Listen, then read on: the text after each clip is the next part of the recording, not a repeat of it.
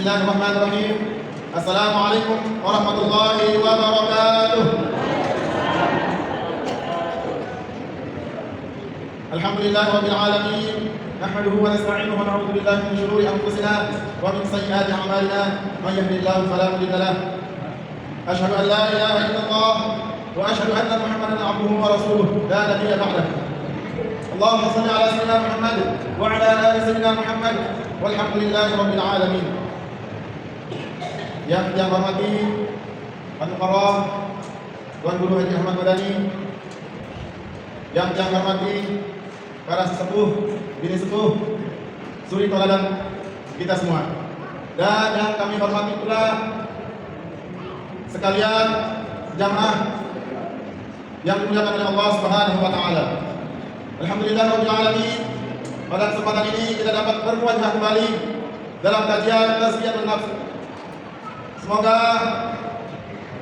kita semuanya selalu dalam lindungan Allah Subhanahu wa taala dan dalam taufiknya serta hidayahnya, sehingga kita dapat menikmati Islam dan jatuh iman. Sebelum memulai acara ini, izinkan yang menyampaikan pesan dari salah satu sahabat Rasulullah SAW yang berbunyi, Bismillahirrahmanirrahim. Mada yaqidul 'abdu ladzat al-ibadah idza waqa'a fil ma'siyati aw idza faragha minha. Qala yafqidu ladzat al-ibadati idza hum bil ma'siyati. Sahabat bertanya kepada Wahab bin Warqi, kapan seseorang hamba kehilangan nikmatnya ibadah? Kapan seorang hamba kehilangan nikmatnya ibadah? Apakah apabila ia mengerjakan maksiat atau selesai mengerjakan maksiat? Sahabat Wahab menjawab, nikmat ibadah itu mulai hilang. Nikmat ibadah itu mulai hilang sejak ia berniat terlintas di dalam hatinya untuk melakukan maksiat tersebut. Itulah sebelumnya nasihat dari sahabat bahwa kita akan mengkaji masalah niat di dalam hati yang akan kita bahas pada malam hari ini. Semoga Allah selalu tunjukkan kita taufik dan hidayahnya. Mari kita simak baik-baik, kita dengarkan secara sesama mau'izah hasanah yang akan disampaikan Al-Mukarram Tuan Guru Haji Ahmad Madani. Kepada beliau waktu dan tempat disilakan. Bismillahirrahmanirrahim. Assalamualaikum warahmatullahi wabarakatuh. Alhamdulillahirabbil alamin. Wassalatu wassalamu ala asrafil anbiya'i wal mursalin wa ala alihi wa sahbihi ajma'in, amma ba'du. Bapak-bapak, ibu, hadirin hadirat segenap yang hadir di tempat yang sangat mulia ini, mudah-mudahan dirahmati oleh Allah Subhanahu wa taala. Marilah kita bersama-sama panjatkan puji syukur kehadirat Allah atas nikmat yang Allah berikan kepada kita pelumur, sehingga pada saat ini kita dalam keadaan sehat walafiat. Yang kedua, selawat dan salam mari kita aturkan ke junjungan Allah Nabi besar Muhammad sallallahu alaihi wasallam. Allahumma shalli wa sallim wa barik alaihi. Bapak Ibu yang senantiasa saya hormati, yang setiap malam Sabtu kedua, ketiga dan keempat, pertama Sabtu pertama dan keempat, alhamdulillah, yang hanya mengkaji soal yang tazkiyatun nafs yang berhubungan dengan jiwa, berhubungan dengan akal, berhubungan dengan hati. Ya, jadi dia itu berhubungan dengan kentut, badan atau D. Ya, D. Ya. Ini berhubungan dengan jiwa, berhubungan dengan hati, berhubungan dengan akal. Kira-kira di jiwa kita tahunya di mana jiwa kita berada? Jiwa itu berada di seluruh badan kita. Dia bergerak menurut aliran darah. Itu jiwa. Ya. Jiwa kita itu bergerak menurut gerak aliran darah. Ini jiwa. Yaitu nafsu. Nafsu itu adalah jiwa. Ya. Jadi dia tidak berada di satu tempat. Nah, kemudian akal. Akal itu di mana? Akal Allah tuangkan di dada. Dia bergerak ke otak, jadi tidak turun. Ya. Jadi tidak ke kaki. Makanya sering orang katakan, ini terus akal nih, ini. Jadi akal itu berada di sini dan di otak. Ya. Jadi kalau akal itu sedangkan di kaki ya nggak bisa berakal ya. Seperti binatang aja, ya. Punya garisah tapi tidak punya akal. Kemudian hati, di mana hati? Hati itu di tengah. Ya. Secara kedokteran hati itu di sebelah kiri sini. Nah, ini hati yang diperebut oleh akal dan jiwa, nafsu. Ya. Jadi hati itu yang direbut dengan oleh akal dan nafsu. Ya kalau diharapkan hati itu marah presiden, ya. Hati itu presiden. Karena itu Rasulullah SAW apa katanya? Inna fil jasadi mudghah, idza salahat jasadul kullu, wa idza fasada jasadul kullu. Ingat kata Allah, kata Rasul, hati itu di tengah. Ya. Hati itu merupakan segumpal daging. Kalau hati itu musnahlah seluruh badan. Tapi kalau hati itu baik-baiklah seluruh badan. Karena hati itu ibaratkan seperti presiden. Dia punya tentara, punya polisi, ya, punya menteri, punya segalanya. Nah ini yang direbut adalah hatinya. Jadi kalau banyak bisikan setannya, banyak tentaranya yang nafsunya setan, ini negara akan rusak. Negara akan rusak. Tapi kalau banyak pembisik-pembisiknya orang baik, negara akan baik. Nah ini, jadi hati itu diibaratkan seperti presiden, ya. Kemudian tentaranya adalah nafsu dan akal. Bapak Ibu hadirin sekalian yang hormati, kalau hati ini direbut oleh nafsu, nah ini lebih berbahaya, ya, akan berbahaya hati.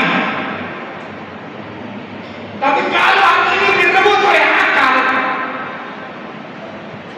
hatinya akan menjadi baik, ya. Makanya perebutan antara akal dan nafsu. Kalau nafsu menunggangi akal, tunduk kepada akal, ini tunduk kepada nafsu, ya ini susah. Ya ini. Bapak Ibu hadirin rahimakumullah, berapa sebanyak nafsu? Ada tak nafsu yang baik? Ada nafsu yang baik.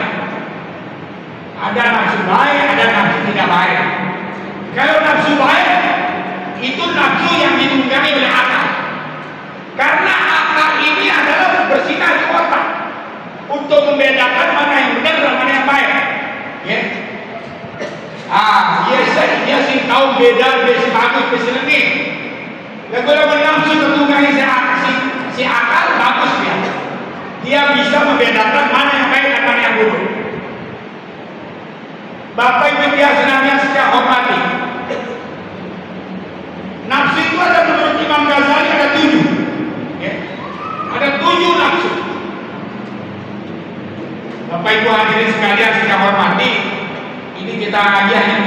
menit ya, baru waktu ibadah ya.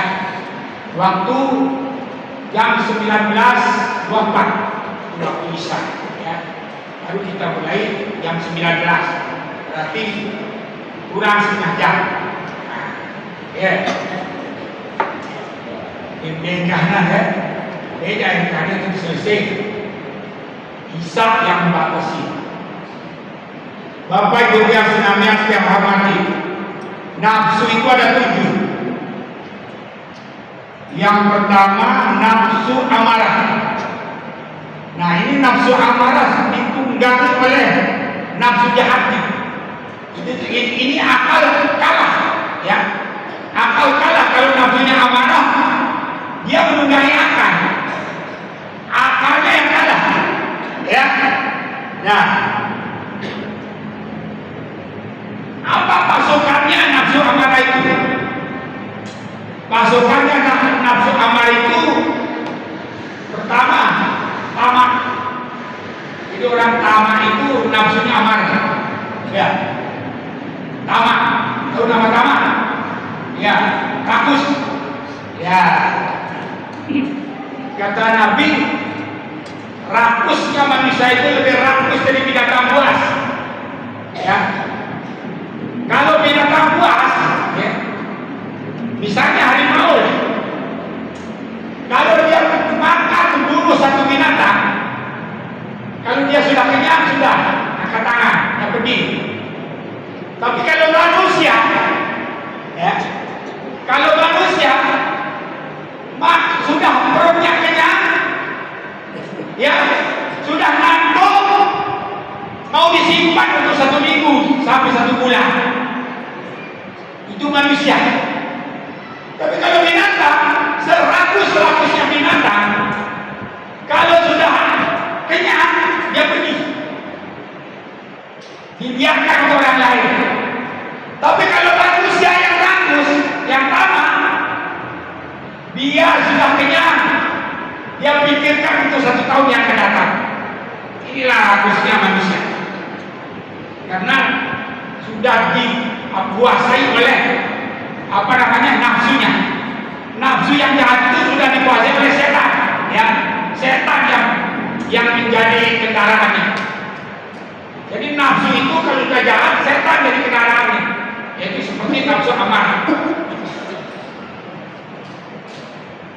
Nafsu amarah ini pekerjaannya jahat doang. Di narabainya yang bagus. Tidak bisa nyesal dia. Apa-apa dikerjakan tidak akan nyesal. Mau membunuh 10 orang tidak nyesal. Itu nafsunya amarah. Ya, dikuasai oleh setan. Walaupun dah sholat 2 tahun, tidak mikir. Itulah nafsu amarah. Ya, itu nafsu amarah. Itu sudah dikuasai oleh setan. Itu. Jadi tentaranya tadi tamak. Tentara yang kedua sudah marah. Dia namun tengah sedikit. Tengah sebatur apa enggak? Makan ini ya. Kembali. Ini nafsu amarah. Ya. Ini nafsu amarah itu baunya marah saja. Salam. Itu orang itu punya nafsu amarah itu. Sini dong kau ya. Di narah istilah maaf mudah. Kalau orang minta maaf, ini benar, ini sudah nafsunya amarah, ya, tidak ada penyesalan sama sekali. Dan selanjutnya tentaranya iblis, mau menang sendiri. Nah ini kan nafsu amarah. Namun dia janda, itu namun yang lain. Nah ini nafsunya amarah. Nafsu amarah ini tidak pernah mau tobat di dalam perbuatannya. Ini nafsu amarah. Nafsu amarah ini betul-betul dikuasai oleh setan. Ya, setan baik setan manusia maupun setan jin. Dia berbahaya setan jin, setan manusia, bahaya setan manusia. Kalau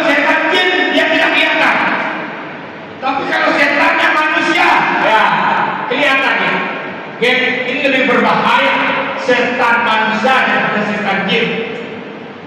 Minal jinnati wan nas. Baik setan itu dari jin maupun dari manusia. Ya. Nah itu. Kalau kita digoda oleh setan jin mungkin bisa mengelak. Tapi kalau godaannya setan manusia susah. Ya. Kalau ada cewek yang godain susah nolak. Ya. Tapi kalau jinnya yang godain ya bisa nolak, bisa enggak. Ya. Nah ini. Jadi lebih bahaya setannya manusia. Bapak Ibu yang senantiasa saya hormati. Kemudian nafsu kedua, ya, nafsu lawamah namanya. Nafsu lawamah. Apa itu nafsu lawamah? Nafsu lawamah itu suka berbuat jahat, tapi suka menyesal. Nah ini. Kali negara ini akan coba. Cuma kali coba sampai itu jadikan nafsu lawamah, suka nyesel dia. Misalnya sekarang dia tidak sholat, tapi nyesel dia kenapa tidak sholat, tapi dia tidak mau maaf sama sekali. Karena nyesel dia. Ini nafsunya lawamah. Ya, lawamah nafsunya. Setan lalu datang. Ya. Kalau dia sudah berbuat jahat, digoda oleh setan. Setelah berbuat jahat ditinggalin oleh setan, baru nyesal. Begitu dia mau berbuat baik, datang lagi setan menggodanya. Jadi tidak akan berbuat baik dia. Nyesalnya ada, tapi berbuat baiknya tidak pernah. Ini nafsunya lawamah. Ya, nafsu lawamah nih. Kalau dia godain perempuan, kalau perempuannya sudah kunting, baru nyesal. Ya, nyesal. Besok lagi berhenti misalnya, ya ini nafsunya lawamah, ya lawamah nafsu itu. Nafsu lawamah ini dia punya kendaraan tentara, dia punya pasukan, ya di badan kita dia punya pasukan. Apa pasukannya? Suka menzolim orang. Nah ini pasukannya. Kalau suka zolimi dengan, kira ganggu orang, ya kira nyakiti orang, kira ngambil harta orang, ini nafsunya lawaman.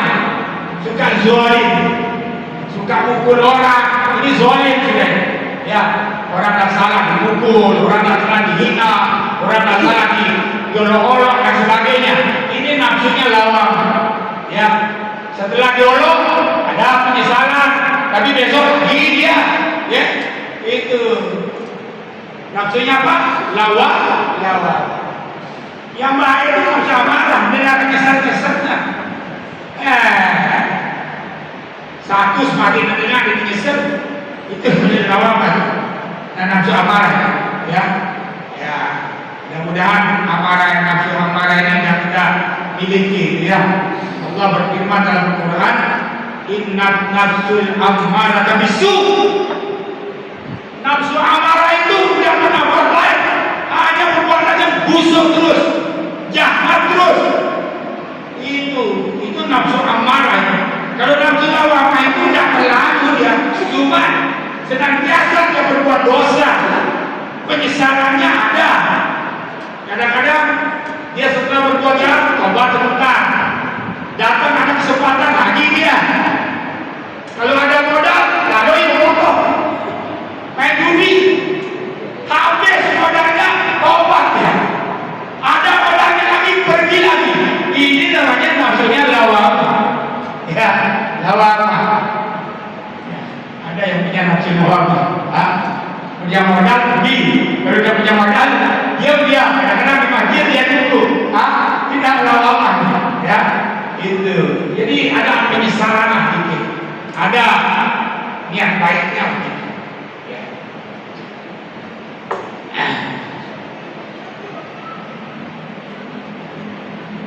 Nafsu lawamah ini termasuk masukannya itu suka pamer ini. Jangan kalau dia kantor pamer, dia dua di atas miliaran atasnya, pamer, foto-foto, terus apa namanya dia punya baju baru, baju bagus dipakaikan. Ini orang ini nafsunya lawamah, ya, lawamah nafsunya. Kalau dinasihati sama orang dia bisa sadar, tapi sadarnya tidak lama ya. Begitu nasihat itu hilang, lagi dia berbuat.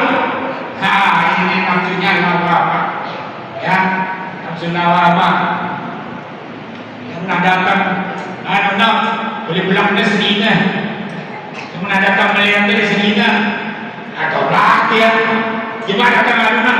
Dia bilang ini lawamah, ya, lawamah. Jadi adalah penyesalannya, ada walaupun sedikit. Bapak Ibu yang sedang hormati, kemudian yang ketiga itu nafsu mulhimah. Nah, nafsu mulhimah. Kalau nafsu mulhimah ini sudah mulai sadar, nafsu amarah sudah meninggalkan, nafsu lawamah sudah agak jauh, nafsu mulhimah ini ada kesadaran, ada baru mendapat petunjuk Allah, ya. Tapi masih ada ragu-ragunya, masih ada. Kalau dilihat orang berbuat jahat, kalau diajak mencuri sama temannya, dia ragu-ragu. Minum deh, ini keraguan, ya. Minum deh. Kalau dia ikut, berarti dia kembali ke lawamah, ya. Kalau dia ikut. Tapi kalau dia bisa menahan diri, ini mulhimah, ya. Bisa dia tahan dirinya, tapi masih bergolak dalam hatinya untuk melakukan kejahatan besar. Cuma dia kadang-kadang tak berani, kadang-kadang malu, kadang-kadang apa. Adalah berikan petunjuk oleh Allah Subhanahu wa taala walaupun bergejolak dalam hatinya. Ini namanya nafsu mulhimah. Itu bagus tuh, ya, mulhimah. Apa pasukannya nafsu mulhimah ini? Nafsu mulhimah ini lemah lembut. Mulai dia bicaranya lemah lembut, walaupun bergejolak dalam hatinya, mengiris diri, walaupun bergejolak dalam hatinya, mau marah, mau pukul orang, tetapi karena lemah lembutnya terjadi. Ini nafsunya mulhimah, ya. Tawadhu, merendah sama orang, ya. Mulai dia merendah sama orang.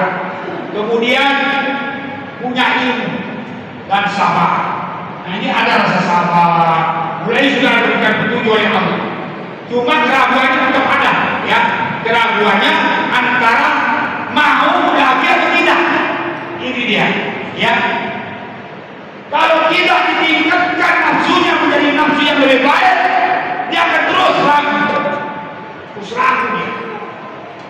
Nah, kemudian datanglah nafsu yang keempat, namanya nafsu mutmainnah. Nah, kalau sudah nafsunya mutmainnah, inilah amarah hilang, lawamanya hilang, kemudian mulhimahnya hilang, keraguan hilang, ya. Jadi dia sudah betul-betul yakin dia kepada Allah Subhanahu wa taala, rajin beribadah kepada Allah, kemudian yakin apa yang telah diberikan oleh Allah Subhanahu wa taala, ridho menerima segala musibah yang diberikan oleh Allah Subhanahu wa taala.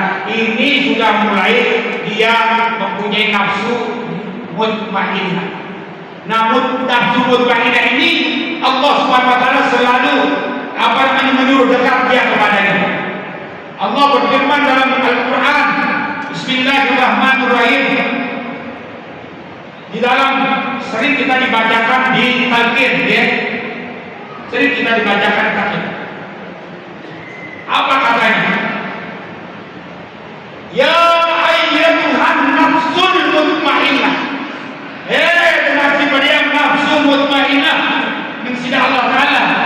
Irji'i, tulah dengan aku. Tulah. Irji'i berarti Allah menyuruh kita menyempurnakan nafsu kita menjadi nafsu yang lebih baik. Irji'i ila rabbiki radiyatan mardiyah. Kembali kepadaku supaya kau mendapat keredaanku. Wadkhuli fi ibadi. Masuklah kamu ke hamba-hambaku yang soleh. Wadkhuli jannati. Masuklah kamu ke dalam surgaku. Mungkin kita tidak bisa melewati nafsu mutmainnah. Paling tidak nafsu mutmainnah ada pada diri kita. Orang yang sudah mempunyai nafsu mutmainnah tidak ada keinginan lagi untuk berbuat jahat. Ya, waya-waya. Ada dengan ketua masih dulu pedang. Ya, ada hendra nafsunya mutmainnah.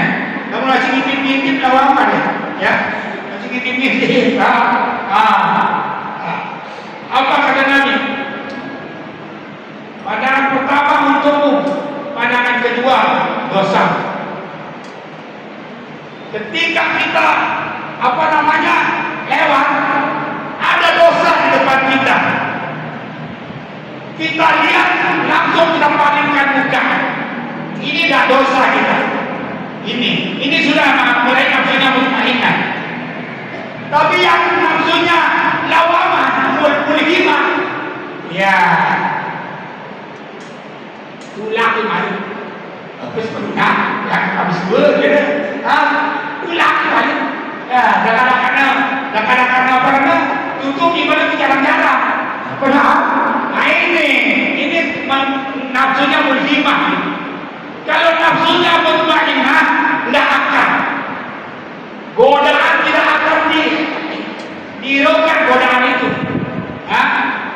Kalau kita jadi pejabat, kalau kemudian nafsu mutmainnah, kira-kira miliar sih kata goda dia kata persona. Kalau masih nafsu mulhimah lagi, masih mikir-mikir, baik deh. Kedengaran sering ada sini di mana begini kata beliau sekene. Nah, mulai nafsunya turun, nafsu lawamah turun. Nah, ini kalau sudah nafsunya turun ke lawamah, karena nafsu mulhimah ini bisa turun naik dia, karena bisa masih ragu. Ya, kalau dia naik ke nafsu lawamah, ya susah sudah. Oh ini, lamun semiliar masih tetap ada bagaimana? Ya kalau udah 50 miliar, segala saja kita bisa beli, ya kan? Ya, daripada gaji itu sekian ribu, macam mau sekian miliar, ini tak turun nafsunya menjadi nafsu lawamah. Nah, setelah dia mendapatkan, bisa-bisa dia kembali ke amarah, ya, ke marah kembali. Ya, dan bisa naik ke nafsu mutmainnah. Nah, inilah gejolak yang ada di dalam hati kita, Bapak Ibu ya.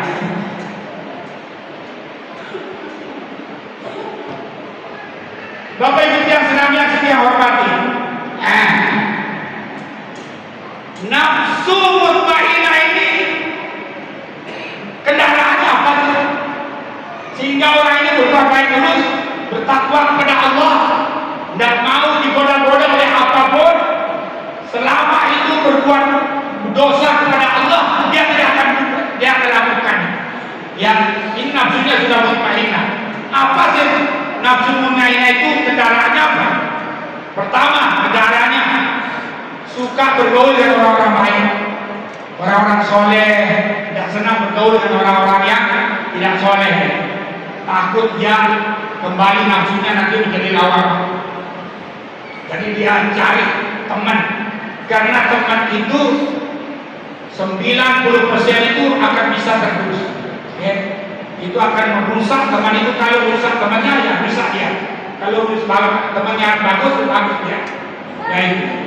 Dikatakan dalam syair apa katanya? Kalau ingin melihat temanmu bergaul, lihatlah sahabatnya, lihatlah teman-temannya. Itu kata syair. Jadi kalau temannya orang-orang tidak baik, ini orang itu kemungkinan besar dia orang tidak baik. Tapi kalau orang-orangnya semuanya baik, yang kebanyakan dia akan baik. Itu 90% ya bisa tergoda karena teman. Makanya kalau orang tobat itu kalau dia lagi bergaul dengan teman-temannya pasti dia lagi. Gitu. Makanya kalau orang tobat itu harus pisah dengan teman-teman yang jahat. Bapak Ibu yang senang saya hormati.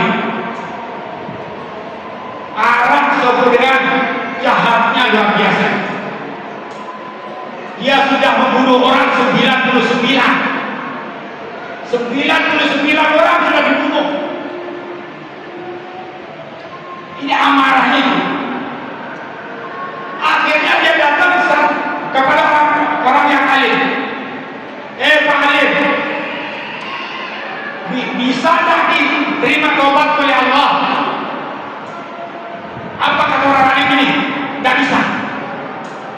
Karena kamu sudah membunuh 99 orang, kamu wajib masuk neraka. Tidak bisa diterima taubat oleh Allah. Orang yang tertutup asal itu perang itu dong. Dengan alimnya bukan jadi satu sinyalati. Datang dia seorang alim yang punya hikmah luar biasa. Datang ke sana. Pak Alim wal hikmah. Di sana kita orang taubatku. Aku sudah membunuh 100 orang. Oh bisa. Bisa. Apa syarat bisa diterima oleh Allah? Kamu harus pindah di daerah ini. Harus pindah. Kalau kamu tetap di sini, kamu tidak terima taubat oleh Allah. Karena teman-temanmu masih ada. Kamu pasti akan berbuat jahat lagi. Pindah. Betul, mau pindah dia ke daerah yang orang berbuat baik semua itu. Untuk daerah yang baik-baik kamu itu. Sampai lerangan mati. Kaget, meninggal dunia. Nah, orang yang meninggal dunia ini di surga atau di neraka karena dia belum sampai di tempat yang baik itu. Akhirnya datanglah malaikat Malik, rakyatnya malaikat Malik.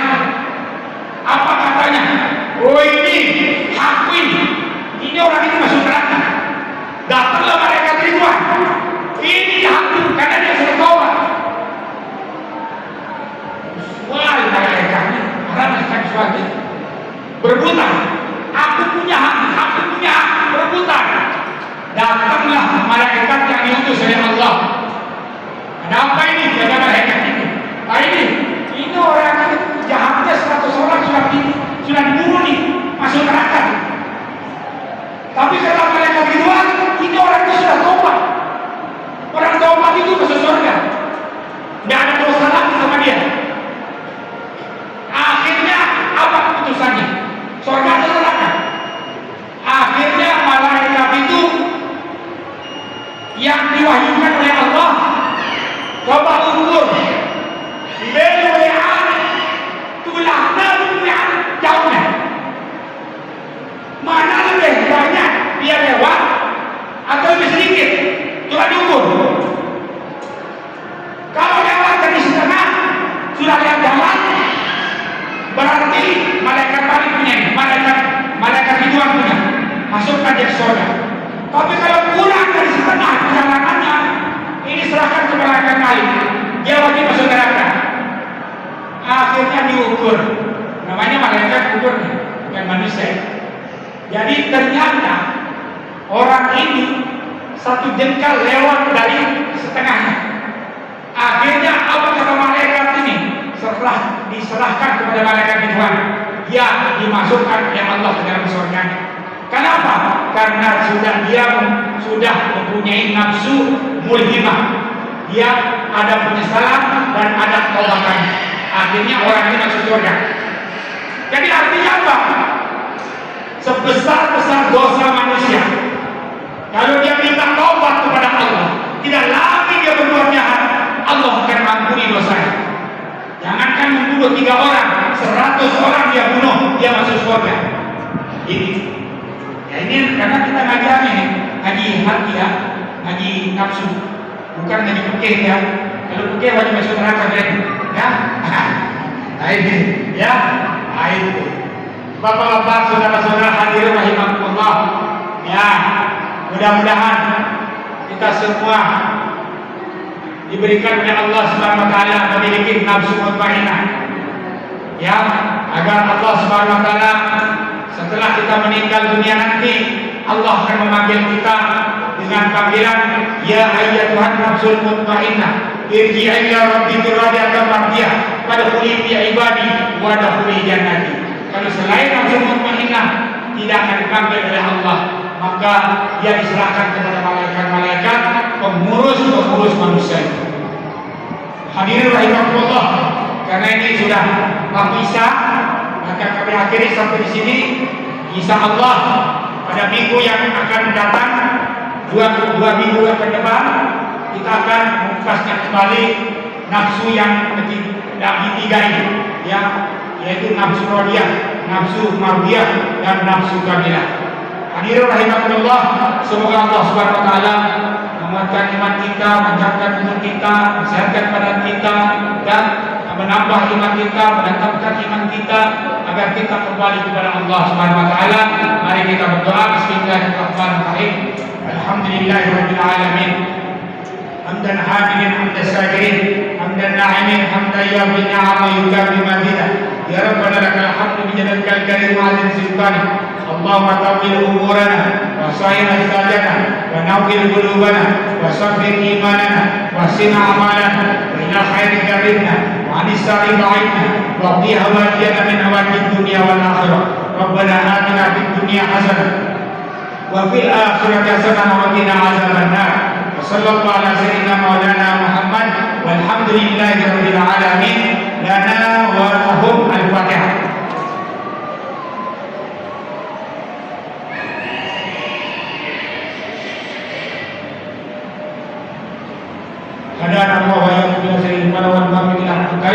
Wassalamualaikum warahmatullahi wabarakatuh.